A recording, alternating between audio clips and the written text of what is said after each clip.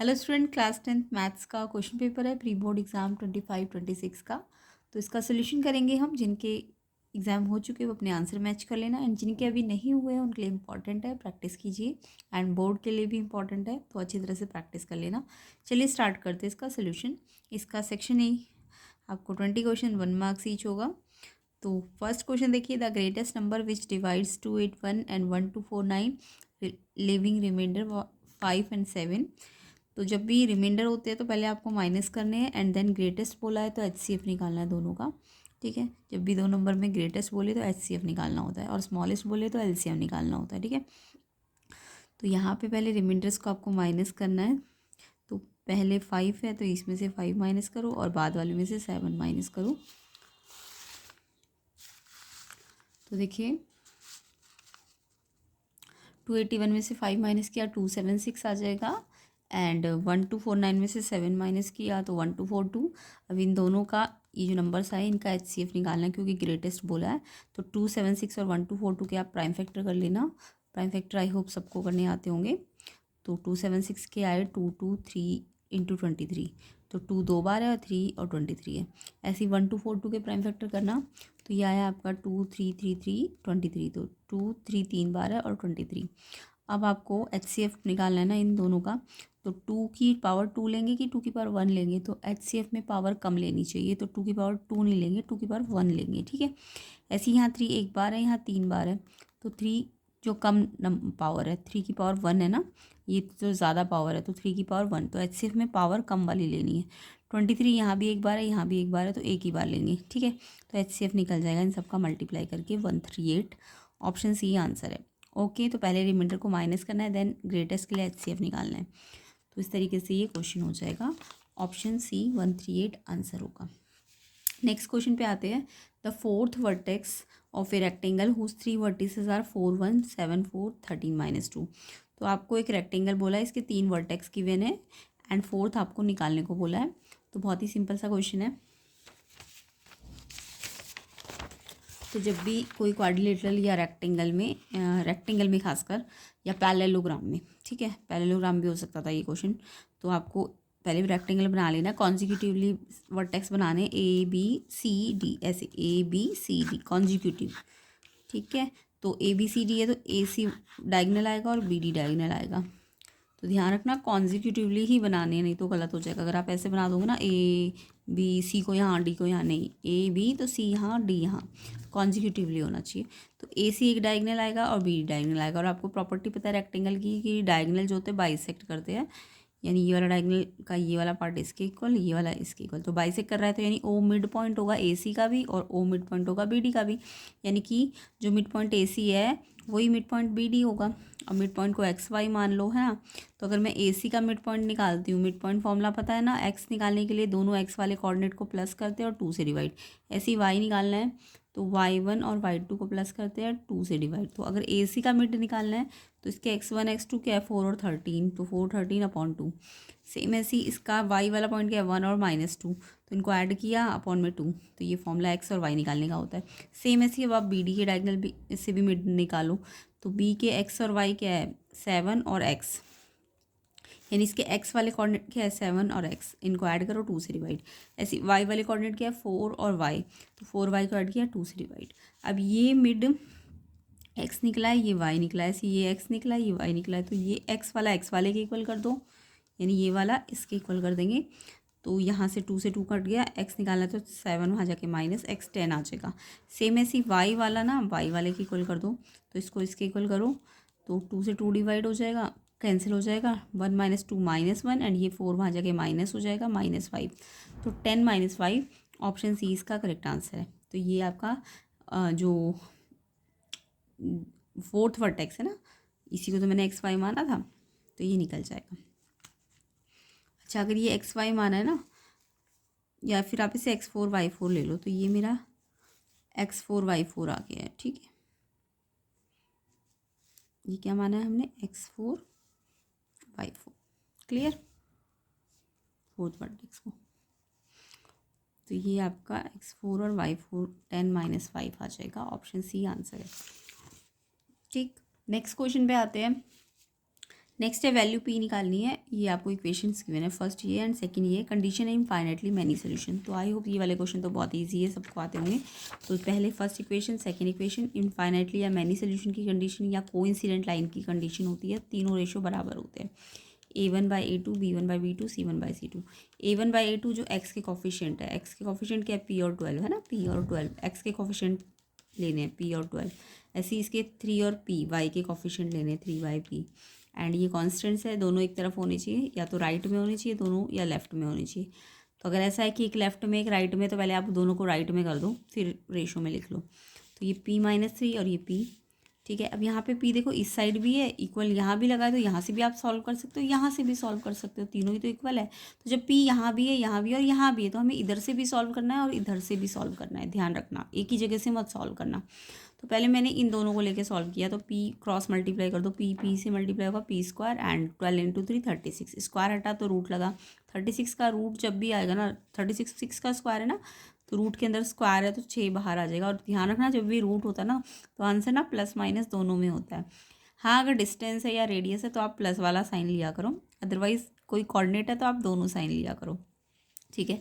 Same ऐसे ही अब मुझे यहाँ से भी निकाल के देखना है, ठीक है, क्योंकि यहाँ पे P दोनों जगह, यहाँ भी है और यहाँ भी है, तो आपको यहाँ से भी निकालना पड़ेगा। तो क्रॉस मल्टीप्लाई इसको भी कर दो, 3 × P, P को इस पूरे से मल्टीप्लाई करना है, P को P से किया P², P को 3 से किया 3P। अब P² तो एक ही है, ये 3P वहाँ जाके, या यहाँ इसको यहाँ ले आओ तो -3P यहाँ जाके प्लस हो जाएगा, तो 6P हो जाएगा, एंड ये P²। फिर इस 6P को उधर ले जाओगे तो ये -6P हो जाएगा। अब क्वाड्रेटिक में आपको पता है ये P² 6P, P कॉमन आ जाएगा, अंदर इसमें से एक P बचा, इसमें से एक 6 बचा, बराबर 0। या तो P 0 के बराबर है या P-6 0 के बराबर है, तो यहाँ से P6 आ जाएगा। अब देखो ये मैंने दोनों क्यों निकलवाया, क्योंकि इन दोनों का जो कॉमन सोल्यूशन है ना वही आंसर होगा। तो यहाँ पे आंसर P6 भी था और -6 भी था, जबकि यहाँ पे 6 और 0 है, तो दोनों में क्या चीज़ है जो दोनों में आ रही है, 6 यहाँ भी आ रहा है और यहाँ भी आ रहा है, तो आंसर जो कॉमन आंसर है ना वो आएगा, तो +6 आएगा बस। तो ध्यान रखना, आप कहीं इस पे टिक मत कर देना, कहीं इसी को सॉल्व करके इसी पे टिक करके आ जाओ, नहीं, यहाँ भी सॉल्व करना पड़ेगा, एंड देन जो कॉमन आंसर होगा वो आंसर होता है। तो 6 ओनली प्लस का आएगा इसमें, ऑप्शन बी। तो आई होप सब जिन जिन बच्चों को ये क्वेश्चन समझ आ गया, एंड जो बच्चे इसमें मिस्टेक करते थे कि ये दोनों आंसर लिख के आते थे, वो आगे से नहीं करेंगे। तो कमेंट करके बताना कि आपको ये समझ आया कि नहीं। ऐसे ही डिटेल और कंसेप्ट वाले क्वेश्चंस कंसेप्ट के साथ अगर आपको सीखने हैं तो प्लेलिस्ट बनी हुई है, लिंक डिस्क्रिप्शन में चेक कर लेना। नेक्स्ट क्वेश्चन 4 देखिए, the from the letter of the word pollution a letter is selected, the probability that the letter is a vowel. बहुत ही सिंपल क्वेश्चन है, पॉल्यूशन में आपको वॉवल की प्रोबेबिलिटी पूछी है। तो वॉवल तो सबको पता है ना कौन कौन से होते हैं, 5 वॉवल होते हैं, A-E-I-O-U, ये वॉवल्स होते हैं। तो आपको वॉवल काउंट करने, यहाँ पे कौन कौन से, O है, U है, I है, O है। तो कितने वॉवल है इसके अंदर, 1 2 3 4। तो वॉवल तो ऊपर रखो और टोटल काउंट कर लो इन्हें, कितने, 1 2 3 4 5 6 7 8 9, तो टोटल 9 है। तो प्रोबेबिलिटी वॉवल की, वॉवल ऊपर टोटल नीचे, तो 4/9 इसका आंसर हो जाएगा, ऑप्शन ए। ऑप्शन ए इसका आंसर है। ओके, नेक्स्ट क्वेश्चन पे आते हैं। सेक थीटा -tan थीटा अगर m है तो sec theta + tan theta find करना है। तो यहाँ पे आपको ट्रिक मैं बता देती हूँ, बट ये कैसे आई वो भी सीख लो। तो सेक थीटा -tan थीटा अगर m है ना, तो सेक + tan थीटा ना इसका रेसिप्रोकल हो जाएगा, ये ट्रिक है, ठीक है। अगर सेक -tan दिया है तो अगर प्लस निकालना है तो रेसिप्रोकल कर दिया करो बस, m का रेसिप्रोकल 1/m। अभी आया कैसे है, तो इसके लिए आपने ये फॉर्मूला पढ़ा होगा, अगर ये प्रूव करने को आ जाएगी ये कैसे इसका रेसिप्रोकल है, तो कैसे करोगे, sec² - tan² आपने पढ़ रखी है, आइडेंटिटी 1 होती है। अब ये आइडेंटिटी A² - B² को आप कैसे लिख सकते हो, A + B A - B है ना, A क्या है सेक थीटा, B क्या है tan थीटा, एक बार प्लस एक बार माइनस, एंड इक्वल टू 1। अब अगर आपको ये निकालना है तो ये मल्टीप्लाई में ये है ना पूरा, तो ये डिवाइड में आ जाएगा। तो इसलिए सेक + tan थीटा कैसे आता है, जब हम सेक -tan को रेसिप्रोकल करते हैं, तो सेक -tan आपको m दिया था तो इसका रेसिप्रोकल कर दो, तो सेक + tan थीटा आ जाएगा, इसलिए ये 1/m आएगा, ऑप्शन सी इसका आंसर है। तो ट्रिक से आप याद रखना, बट ये ऐसे प्रूव होता है, ठीक है। तो यहाँ पे आंसर 1/m सी ऑप्शन आ जाएगा। नेक्स्ट क्वेश्चन देखिए, HCF 9828 का अगर m है और LCM इसका n है, तो आपको n - 7m फाइंड करना है। तो पहले तो m मतलब HCF निकालना पड़ेगा, n मतलब LCM निकालना पड़ेगा और फिर इसमें रखना पड़ेगा, ठीक है। तो HCF LCM तो आई होप सबको याद होंगे। 9828 का पहले आप प्राइम फैक्टर कर लो, 98 की प्राइम फैक्टर 2 पे जाएगा 49, फिर 7 पे जाएगा तो 2 × 7 × 7 ऐसे इसके 28 के तो ईजी है, 2 2 7। अब HCF क्या होता है, जो दोनों में हो, 2 एक बार यहाँ दोनों में तो एक बार ले लो, 7 देखो यहाँ 2 बार है, यहाँ एक बार है, तो एक ही बार लेना है। HCF में कम पावर लेनी चाहिए, लेस पावर लेनी चाहिए, ठीक है। तो 7 की 2 पावर नहीं लेंगे, 1 पावर लेंगे। 2 की यहाँ एक, यहाँ 2 है, तो एक बार लेंगे, है ना। तो 2 7 जा 14, यानी ये M आ गया। LCM में क्या लेते हैं, बड़ी पावर लेते हैं, जो बड़ी पावर होगी, मोर पावर या लार्ज मैक्सिमम पावर यहाँ लीस्ट पावर लेते हैं, ठीक है। तो मैक्सिमम पावर 2 की एक है कि 2 है, 2 है ना, तो 2 दो बार लेना है। 7 की मैक्सिमम पावर 2 है, तो 7 × 7 दो बार लेना है। अब ये 196 आ जाएगा n। अब आपको n - 7 m निकालना है, तो n कितना है 196 - 7 m की वैल्यू 14, इनसे मल्टीप्लाई करना है 7 m को, तो 7 14 98 एंड माइनस करोगे तो 98। तो ऑप्शन सी इसका करेक्ट आंसर है 98, ठीक है। नेक्स्ट क्वेश्चन पे आते हैं। In the given figure angle M N K equal है और आपको ए बी सी लेंथ दी है। देखो ए ये वाली लेंथ है, बी ये वाली लेंथ है, सी ये वाली लेंथ है और एक्स ये वाली लेंथ है। आपको बोला है कि पी एन निकालो, पी एन यानी एक्स निकालना है आपको, है ना। तो यहाँ पे आपको ना जब ये एंगल इसके इक्वल है और बी ये अंदर वाली लाइनों का यूज़ करना है, तो आप सिमिलर ट्रायंगल थ्योरम लगाओगे। तो यहाँ पे सिमिलर ट्रायंगल थ्योरम तो सबको आती है ना, कि हमें देखना है कि क्या ये छोटा ट्रायंगल बड़े ट्रायंगल के सिमिलर है भी या नहीं है, है ना।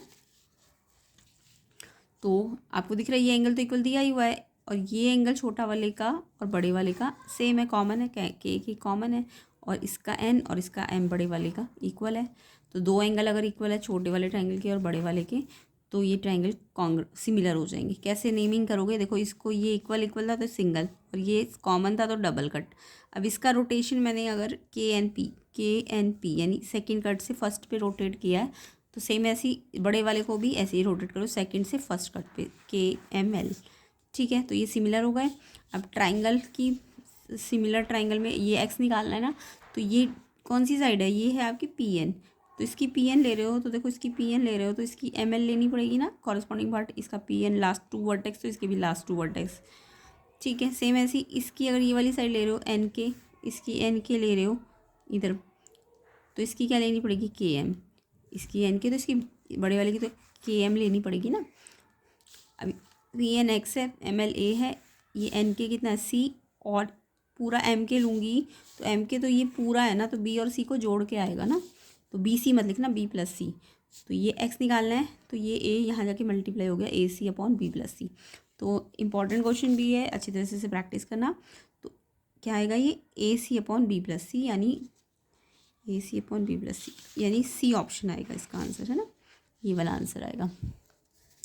नेक्स्ट क्वेश्चन देखो, 2 कॉन्सेंट्रिक सर्कल्स है, रेडियाई दी है AB, A > B है, length of chord of larger circle touches the other circle. तो ये क्वेश्चन आपका NCERT में भी होता है, इसके लिए ट्रिक आप समझ लेना।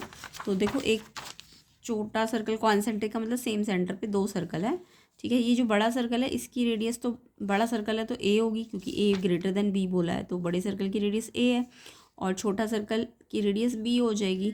और जो ये बोला है क्वेश्चन में कि जो कॉर्ड है ना लार्जर की, वो छोटे की टच कर रही है, यानी उसको उसकी टेंजेंट है, यानी ये बड़े वाले सर्कल की अगर मैं कॉर्ड खींचूँ तो ये छोटे वाले को टच करते हुए जानी चाहिए। और आपको पता है टेंजेंट बन रही है तो ये परपेंडिकुलर होता है टेंजेंट पे। रेडियस क्या होती है, पॉइंट ऑफ कांटेक्ट पे परपेंडिकुलर होती है। कोई भी रेडियस अगर टेंजेंट है तो उसका जो पॉइंट ऑफ कांटेक्ट है उस पर परपेंडिकुलर होती है। तो ये रेडियस है, परपेंडिकुलर होगी, OM AB की परपेंडिकुलर होगी, ठीक है। अब अगर परपेंडिकुलर है तो पाइथागोरस लगा सकते हो ना आप।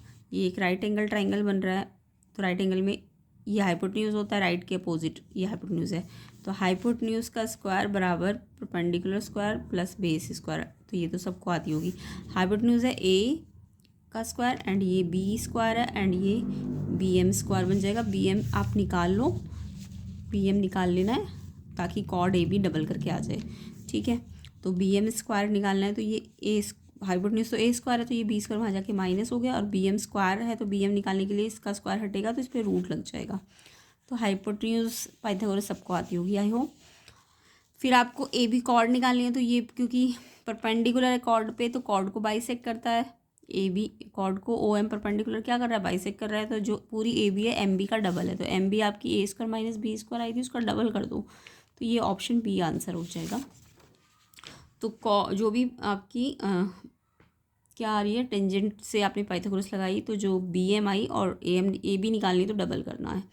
तो यहाँ पे बी ऑप्शन आंसर है। तो ये याद भी रखना, जो बड़ी रेडियस है उसके स्क्वायर में से छोटी रेडियस का स्क्वायर माइनस करोगे, रूट करोगे और 2 से मल्टीप्लाई करोगे तो ए बी आएगा। अगर ये क्वेश्चन में लेंथ दी होती ना तो आप ये इस पे रख के आंसर निकाल सकते थे। नेक्स्ट 9th क्वेश्चन देखिए, maximum number of common tangent that can be drawn to 2 circle intersecting at 2 distinct point. तो मैक्सिमम कितनी कॉमन टेंजेंट बनाई जा सकती है 2 सर्कल में इंटरसेक्टिंग एट 2 डिस्टिंक्ट पॉइंट।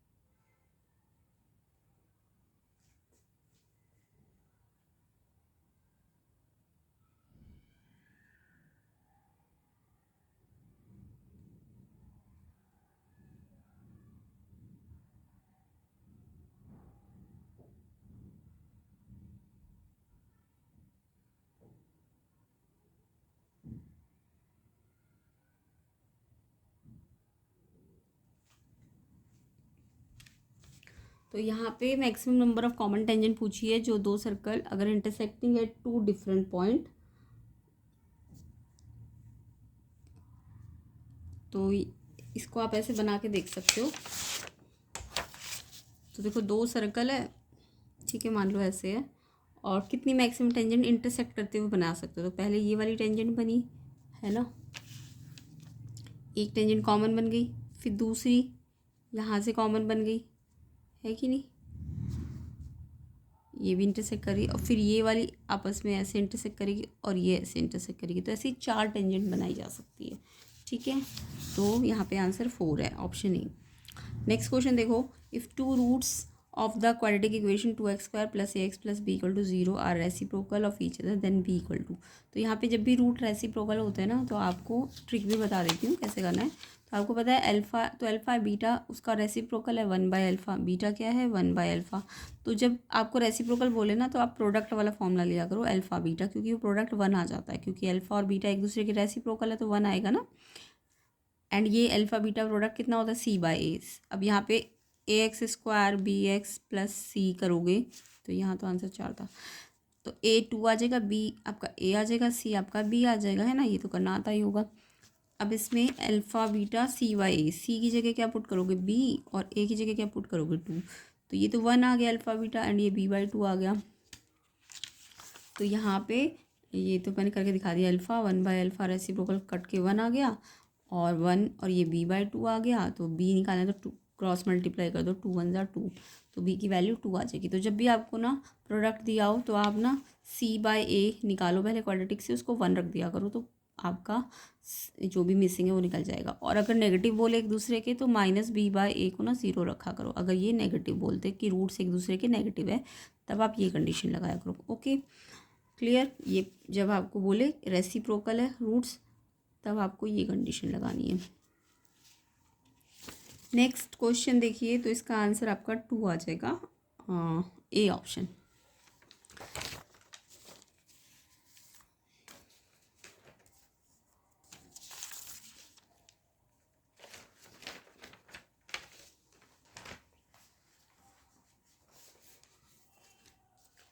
चलिए नेक्स्ट क्वेश्चन देखते हैं।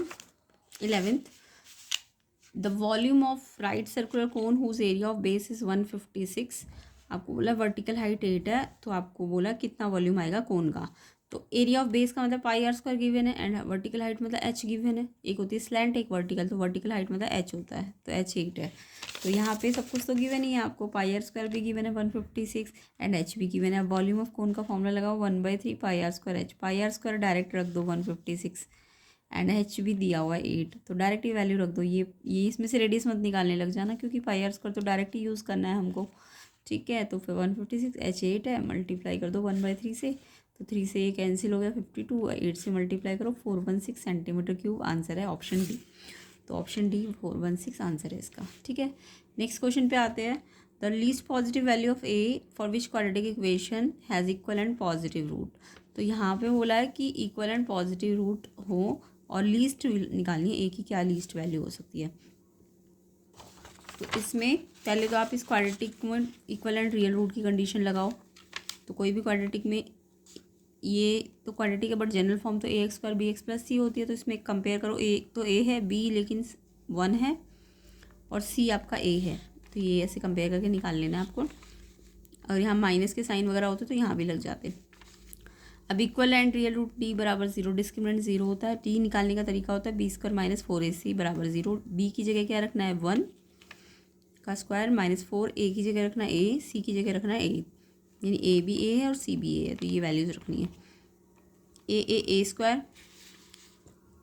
अब आपको ये दिख रहा है 4a स्क्वायर को तो इधर ही रखो, माइनस 4a स्क्वायर ये एक टर्म है ना, ये 1 को वहाँ भेजा -1, तो माइनस से माइनस कट गया। ए स्क्वायर निकालना है तो 4 मल्टीप्लाई में डिवाइड में आ जाएगा। स्क्वायर हटेगा तो रूट लगेगा, 1 का स्क्वायर रूट 1, 4 का स्क्वायर रूट 2, रूट हटता है तो प्लस माइनस दोनों में आंसर है, यानी आंसर हाफ भी आ रहा है और माइनस हाफ भी आ रहा है। बट आपको क्योंकि लीस्ट तो बोला है, लीस्ट का मतलब तो आप तो माइनस हाफ लिख के आ जाओगे, बट यहाँ ध्यान से पढ़ो, लीस्ट भी बोला पॉजिटिव भी बोला है, तो इसका आंसर क्या होगा हाफ, क्योंकि पॉजिटिव बोला है तो माइनस वाला नहीं लेना, प्लस वाला लेना। ठीक है, तो ऑप्शन सी आंसर।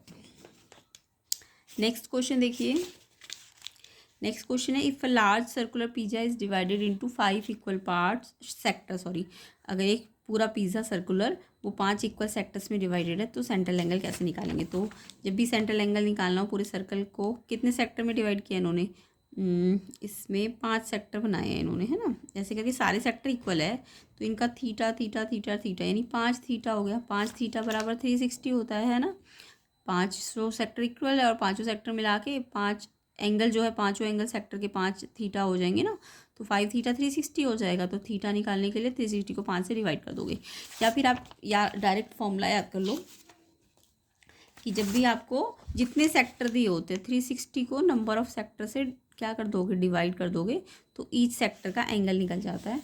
ठीक है, तो इस तरीके से आप ये फॉर्मूला याद कर लो, नंबर ऑफ सेक्टर को 360 से डिवाइड कर देना है, नंबर ऑफ सेक्टर को। ठीक है, तो 5 सेक्टर है तो 360 से डिवाइड करो, 72 का एंगल आ जाएगा, डी ऑप्शन आंसर है।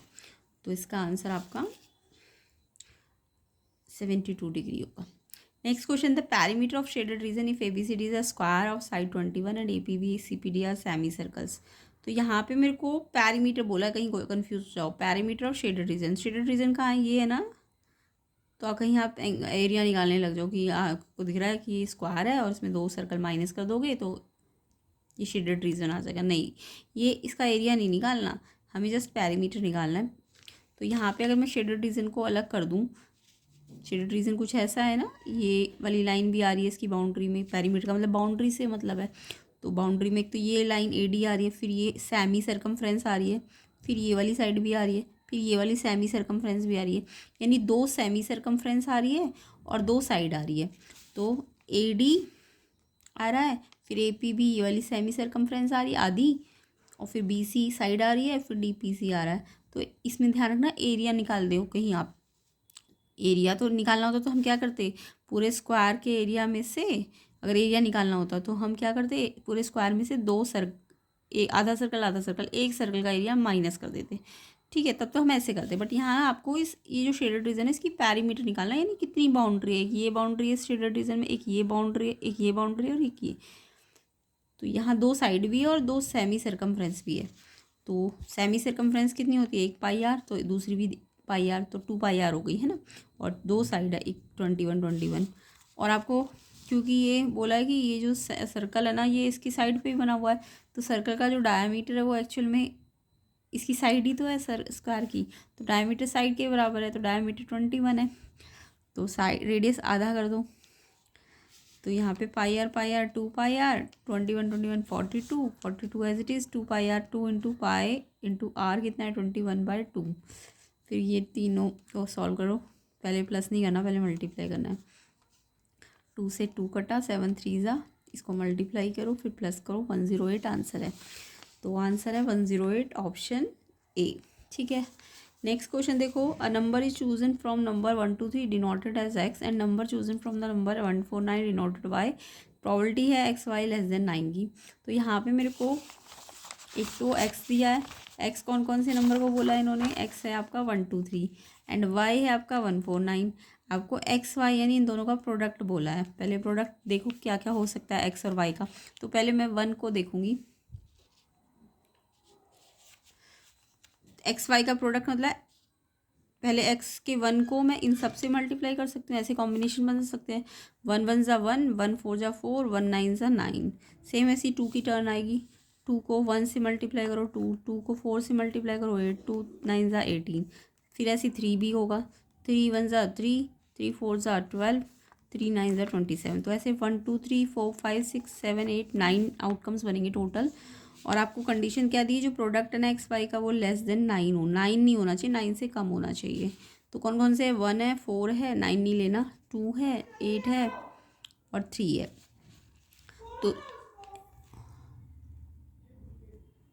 तो लेस देन 9 लेना है। ठीक है, तो 5/9 आ जाएगा आंसर ऑप्शन डी। क्वेश्चन 16 देखिए, रैना जो है 1.5 मीटर टॉल है, at an instant his shadow 1.8 metre long है, at the same instant the shadow of pole 9 metre long है, how tall is the pole. तो ये क्वेश्चन आपका ना सरफेस उसमें से होता है, ट्राइंगल वाले चैप्टर में से, जब दो एक एक एक बिल्डिंग हो या टावर हो और एक कोई पर्सन हो, है ना, या ट्री हो। तो यहाँ पे टावर ये है एच और जो रैना उसकी हाइट 1.5 है, रैना की जो शेडो है वो ये होगी, ये 1.8 गिवन है, और जो टावर की शेडो है वो यहाँ से यहाँ तक होगी 9।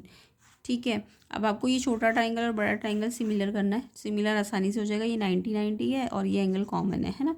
तो छोटा ट्राइंगल बड़े के क्या हो जाएगा, सिमिलर हो जाएगा। तो ये ट्राइंगल ABC और DEC सिमिलर हो जाएंगे। देखो इसको मैंने ABC से रोटेट किया है ना, 90 से इस पे ABC, तो ऐसी DEC, तो इसका नाम DEC लिख दोगे। अब कॉरस्पॉन्डिंग पार्ट बना दो, पैरेलल लाइन का यूज़ करना है क्योंकि ये गिवन है और एक फाइंड करना है। तो अगर इसकी AB लेते तो इसकी DE लेनी पड़ेगी, AB/DE, है ना। सेम ऐसी अगर बड़े वाले की BC लेते हो तो छोटे वाले की EC लेनी पड़ेगी, है ना। तो BC/EC, BC कितना है 9, ये कितना है 1.8, पॉइंट हटेगा तो ऊपर 0, एक डेसिमल एक के बाद है तो 1 0। फिर 18 5 ज़ा 90, H निकालना है तो क्रॉस मल्टीप्लाई कर दो, H 1 ज़ा H, इसको इससे मल्टीप्लाई करो तो 7.5, 0.5 एक के बाद है ना, 2.5। तो आंसर ऑप्शन बी आ जाएगा, बी ऑप्शन 7.5 मीटर इसका आंसर हो जाएगा।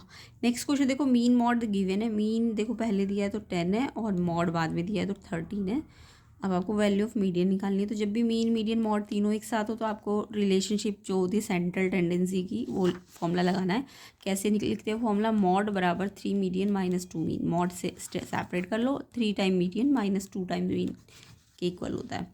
तो मॉड तो गिवन था 13, 3 मीडियन आपको नहीं पता, minus 2 as it is, mean से मल्टीप्लाई हो रहा है 2, तो 2 मल्टीप्लाई मीन कितना है 10 है, 2 10 ज़ा 20। अब ये 20 यहाँ माइनस हो रहा है, उधर जाएगा, ये यहाँ से यहाँ जाएगा तो प्लस 20 हो जाएगा। अब 13 + 20 33, और मीडियन के साथ 3 मल्टीप्लाई में तो मीडियन निकालनी, तो 3 से डिवाइड कर दो, तो 3 से डिवाइड करके 11 आंसर आ जाएगा, ऑप्शन सी 11 आंसर है। नेक्स्ट क्वेश्चन देखो, the distance of which of the following point from origin less than 5 unit. बोला है कि इनमें से कौन सा पॉइंट है जिसका डिस्टेंस ऑरिजिन से 5 यूनिट कम है। तो किसी भी पॉइंट का अगर ऑरिजिन से डिस्टेंस निकालना है, किसी भी पॉइंट का, मान लो पॉइंट XY होता और उसका मेरे को ऑरिजिन से डिस्टेंस निकालना होता, ऑरिजिन मतलब 0 0। तो अगर मैं इसका इससे डिस्टेंस निकालूंगी तो डायरेक्ट ट्रिक याद कर लो, इसका स्क्वायर प्लस इसका स्क्वायर और अंडर रूट। ठीक है, अब मेरे को ये पॉइंट अलग अलग दिए हुए, तो मुझे सब पे वैल्यू, सब पे ये फॉर्मूला लगाना है और फिर देखना है किसका 5 या 5 से कम आ रहा है। तो पहले 3 और 4 वाला पॉइंट ले लो, 3 4, तो x 3 है, y 4 है, तो इसमें इस फॉर्मूले में रख देते हैं, x का स्क्वायर यानी 3 का स्क्वायर प्लस 4 का स्क्वायर, 3 9 एंड 4 का स्क्वायर 16, 25 रूट और 5 आ जाएगा। ये तो एग्जैक्ट 5 आ रहा है जबकि ये 5 से कम बोल रहा है। अब नेक्स्ट वाला देखो, 2 का स्क्वायर प्लस 6 का स्क्वायर और फिर रूट, क्योंकि ऑरिजिन से डिस्टेंस इसी फॉर्मूले से निकालते हैं हम। तो 2 का स्क्वायर 4, 6 का स्क्वायर 36, ऐड करोगे 40, रूट 40, देखो ये रूट 25 5 है, तो ये रूट 40 तो 5 से ज़्यादा ही होगा, तो ये भी नहीं है। फिर ये वाला करो, -3 का स्क्वायर प्लस -4 का स्क्वायर, तो -3 का स्क्वायर प्लस का 9, -4 का स्क्वायर प्लस का 16, क्योंकि स्क्वायर है तो प्लस हो जाएगा। और फिर से ये रूट 25 यानी 5 आ गया, तो ये भी नहीं लेना। लास्ट वाला देखो 1 4, 1 का स्क्वायर प्लस 4 का स्क्वायर, 1 का स्क्वायर 1, 4 का स्क्वायर 16, रूट करो रूट 17, रूट 25 से छोटा है, तो यानी 5 से छोटा आ जाए, तो 5 से कम ही तो लाना है आपको, तो ऑप्शन डी आंसर है। नेक्स्ट क्वेश्चन देखो, एजर्शन रीजन वाले हैं। तो यहाँ पे आपका एजर्शन है the simplest form 1 minus cos square 1 plus tan square का under root is tan theta. Solve करके देखो इसे, INT यूज़ करो। तो आपने पढ़ा होगा 1 minus cos square sine square होता है, क्योंकि आपने पढ़ा होगा sine square theta plus cos square theta 1 होता है, तो इसलिए जो 1 माइनस कॉस स्क्वायर होगा वो साइन स्क्वायर के बराबर होगा। And 1 plus tan square sec square के बराबर होगा। क्यों? क्योंकि एक INT और पढ़ी होगी आपने, sec square theta minus tan square theta बराबर 1, तो 1 प्लस tan स्क्वायर करोगे तो सेक स्क्वायर आ जाएगा, है ना। अब साइन स्क्वायर को ऐसे ही रहें तो sec square 1 by cos square लिख सकते हैं, रेसिप्रोकल होता है ना कॉस का, तो 1 बाई कॉस स्क्वायर, और sine square upon cos square tan square होता है, और स्क्वायर है तो रूट में, जब रूट में स्क्वायर हो तो रूट से स्क्वायर कट जाएगा tan थीटा, तो ऑब्वियसली आंसर tan थीटा ही आ रहा है। बिल्कुल करेक्ट है एजर्शन आपका, है ना। रीज़न है कि sec square plus tan square 1 है, यस ये भी ठीक है, अभी मैंने बताया था। अच्छा, sec square plus tan square, no, sec square minus tan square 1 होता है, sec square minus tan square 1 होता है, जबकि ये प्लस tan स्क्वायर बोल रहा है, तो ये रीज़न गलत है, सॉरी रीज़न गलत है, तो रीज़न गलत है, एजर्शन सही है, क्योंकि सेक स्क्वायर प्लस थोड़ी ना होता है, सेक ये तो प्लस में होती है INT, but sec square minus tan square वाली INT होती है, तो यानी ये आपका रीज़न वाली INT गलत दे रखी है इन्होंने, तो यहाँ पे एजर्शन सही है, रीज़न गलत है, तो सोचो एजर्शन सही है, रीज़न गलत, सी ऑप्शन आंसर है इसका। ठीक है, नेक्स्ट क्वेश्चन पे आते हैं। एजर्शन है रूट 5 इरेशनल नंबर है, ये ऐसा आपने पढ़ा होगा, रूट 5 रूट 3 रूट 2 ये सब इरेशनल होते हैं, क्योंकि रूट से बाहर नहीं आ सकते, है ना।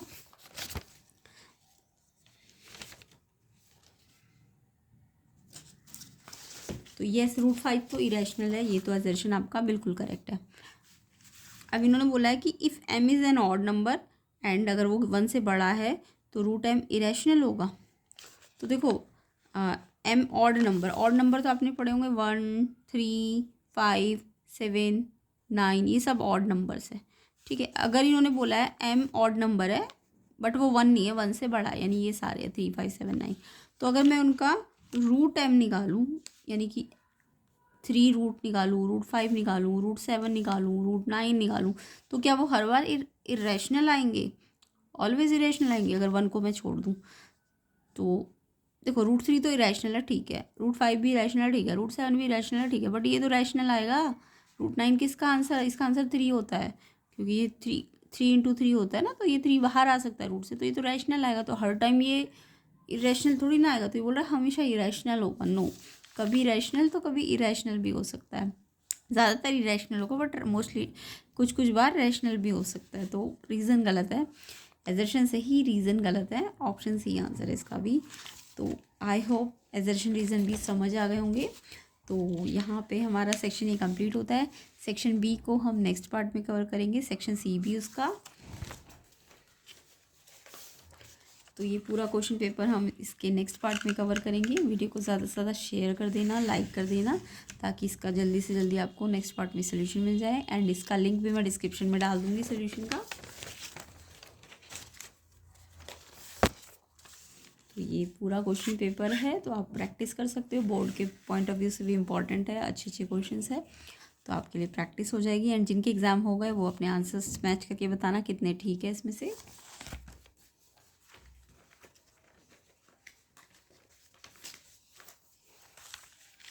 तो ये इसकी केस बेस्ड क्वेश्चंस है, उसको भी हम इसके नेक्स्ट पार्ट में कवर करेंगे, ठीक है। तो वीडियो को लाइक कर दो, ज़्यादा से ज़्यादा शेयर कर दो, एंड प्लेलिस्ट को देखना ना भूले, कंसेप्ट आपके और क्लियर हो जाएंगे, और PYQs को देख के सॉल्व करके अपने आप सॉल्व भी करना है, सिर्फ देखना नहीं होता है, आपको खुद सॉल्व करना है इसको, ठीक है। तो आई होप सबको वीडियो अच्छी लगी होगी, कंसेप्ट समझ आए होंगे, और इसका नेक्स्ट पार्ट जो बनेगा उसका लिंक मैं डिस्क्रिप्शन में डाल दूँगी, एंड प्लेलिस्ट का लिंक भी डिस्क्रिप्शन में डाल दूँगी, चेक कर लेना।